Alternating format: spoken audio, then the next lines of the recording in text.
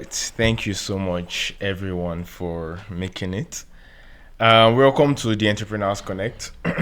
I am officially welcoming you to the first edition of this particular series. It's so good to see every one of you, those of you watching live. It's so good to have you join us. The reason why we've decided to do this is because we've realized that doing meetings like this or having sessions like this is very, very important so that we can have you go over the recordings. I think for the past 2 years now, we've been holding webinars at the end of every month, but we decided to change the strategy or the approach we take towards our sessions, especially the monthly meetings, because we would want it to be that you are able to go over these videos whenever you need them. And the series we started this month, which is the financial intelligence, I think it's my favorite series so far. What do you guys think? It's my favorite series so far because the response we've gotten from the community members, from people, entrepreneurs, from creatives about this particular series has been tremendous. It's been amazing. We've had so many amazing response from people saying, "Hey, I've been having challenge with my finances. I've not been able to go about having to undo money. Probably I'm earning this social amount of money, but at the end of the month, it's not adding up. It's not. I still even had a call with someone yesterday, and she was narrating how it's really helped her. It really came true for her because she found herself having so many gigs, having so many jobs, but at the end of the month, it is not adding up. And I feel financial intelligence has to be my best, right? For now, we don't know the topic that would be using or that would be having next month, but I think for now I would say financial intelligence is my favorite. And right now we're going to be diving straight into the topic, right? The reason why we do what we do at Young Entrepreneur Society is because we want to create systems for entrepreneurs. You know, every single part of life have systems around it. So you want to probably study medicine, right? There's a system that you get into, and at the end of the day, you become a doctor, right? You want to grow in your Christian life. There's a church system that you get into, and at the end of the day, we can tell that this person has gone through this particular system. But you would realize that every other industries or every other phase of life have different systems that help them get better. But it's as though business owners, entrepreneurs do not have a particular system that they get into, and that at the end of the day they can see the result of being a part of a particular process. And that is the gap we are here to fill, right? Every other places can have systems. Why won't you have system as an entrepreneur? Why won't you have a place where you get into and be sure that you have people who are going to help regulate your excesses? People would help put you in the right path. People would help correct certain things, or even serve as a form of motivation to you. And that is the reason why we have Young Entrepreneur Society, to create a system for entrepreneurs to get into and easily have people who help them figure things out, easily have people who help them get better at what they're doing, or even have people who can even be their next business partner, or people who can be their next co-worker or something. So the reason why we are doing this is to create systems for people. And Entrepreneurs Connect is the aim for that is to have a system where we come at the end of every month to just come together and talk about business, talk about finances, talk about entrepreneurship, talk about the challenges we're facing, talk about the wins, talk about the lose, talk about every single thing. And I hope I'll see you guys every month, and we're going to do this together. Are we excited? Yes, sir. All right, so let's get straight into it. So started this month with the topic financial intelligence, and we defined financial intelligence to be the ability to make, manage, and multiply money. You see, as interesting as that definition is, one of the things that interests me the most about it is the fact that you can actually even source out this definition from the scripture. If you look at the book of Genesis chapter 1 and verse 26 to 27, you'd see where the Bible says, be ye fruitful, multiply, and dominate the earth, right? Dominate it or subdue the earth. So that simply tells us, or it points to the fact that one of the things that every entrepreneur, or one of the things that every single young person, old person, or whatever it is, male or female, one of the things you must be concerned about is how to multiply, how to be fruitful, and how to dominate.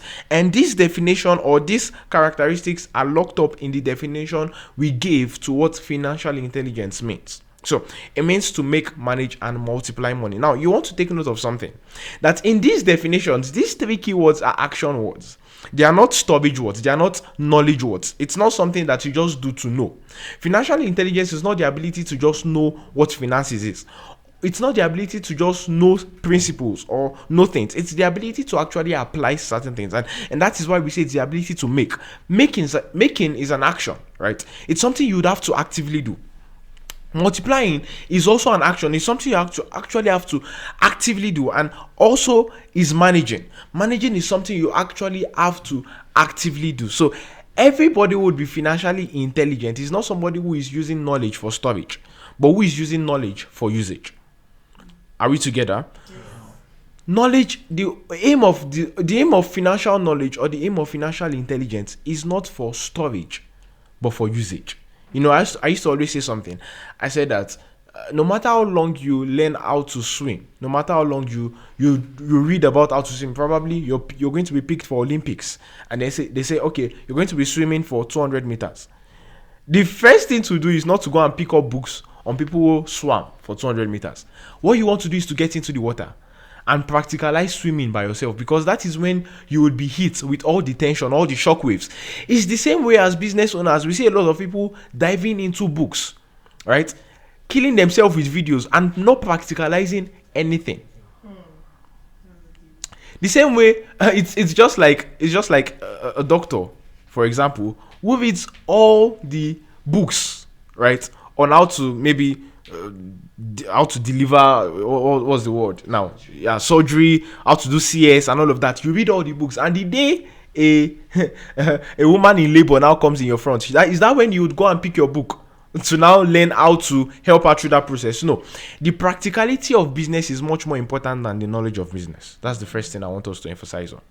The practicality is much more important than the knowledge. And that's why entrepreneurs who brag about books alone, and we are not able to see the result of what you're doing, right, shouldn't even be clapped for, or should not even be applauded. So the first thing you want to note is that financial intelligence is about action. It's about doing, not just about knowing. And now here's the second emphasis, right? If you look at the word make, manage, and multiply, you'd realize that making and managing have systems around them. Right? Making money is something you can decide to begin to do today. You can wake up today and say, now I have decided to make money. And how to make money is that I'm going to do this and do this and do that.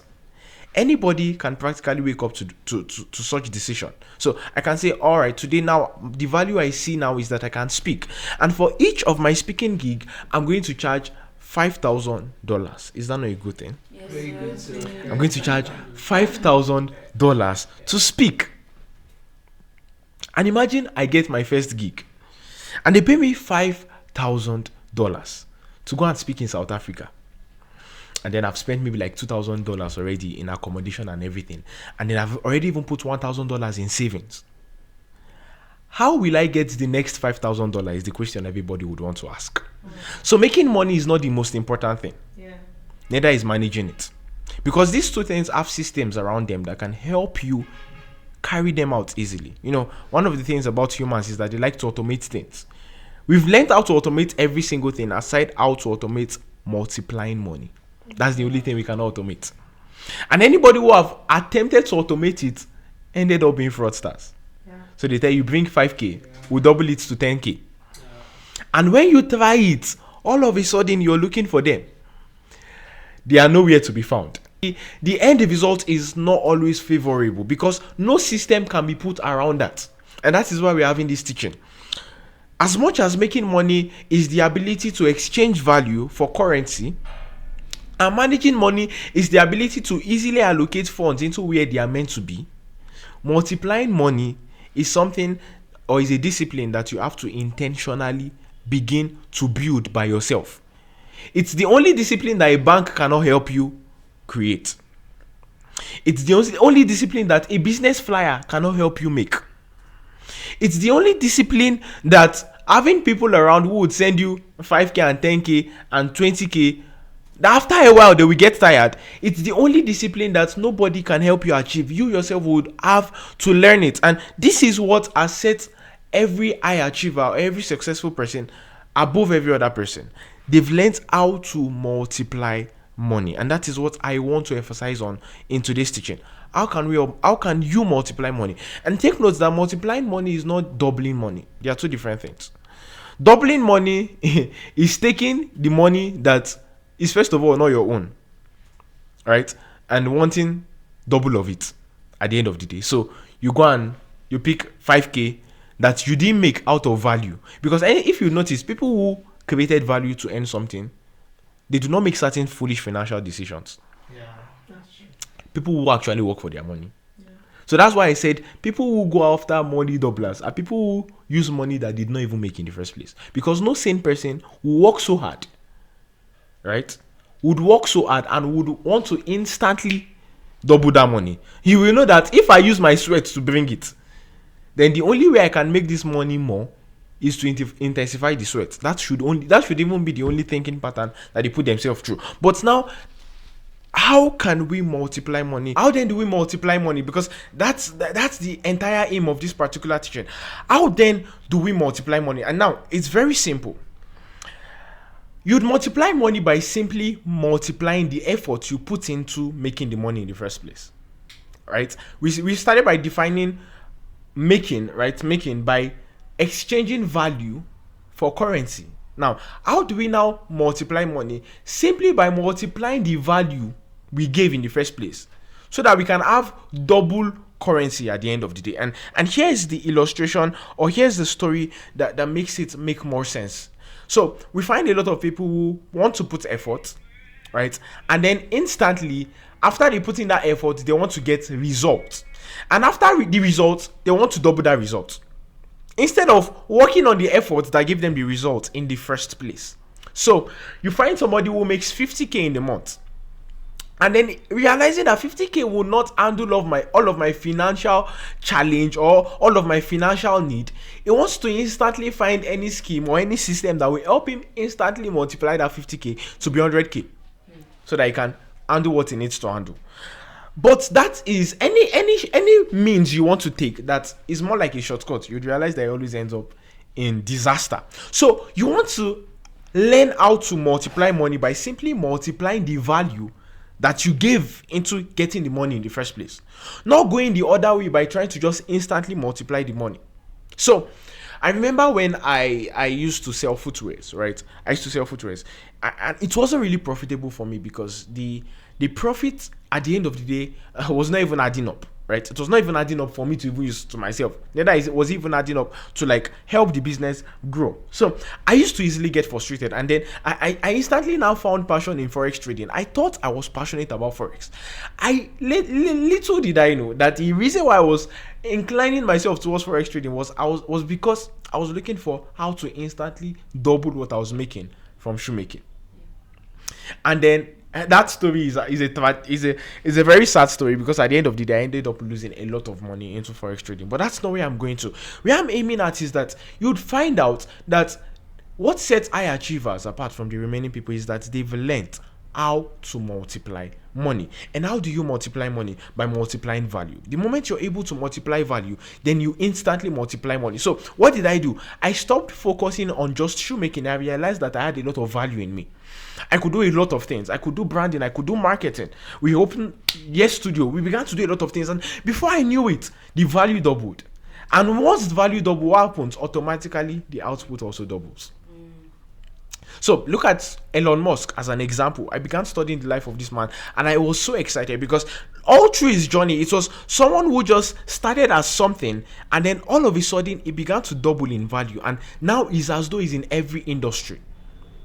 And all the industries he is in currently, he's stopping them.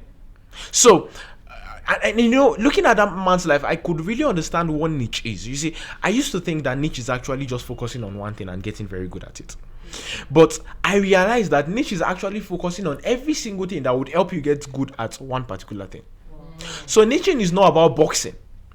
Niching is actually there to help you explore, to help you understand a little about every single thing that would help you get better at one particular thing.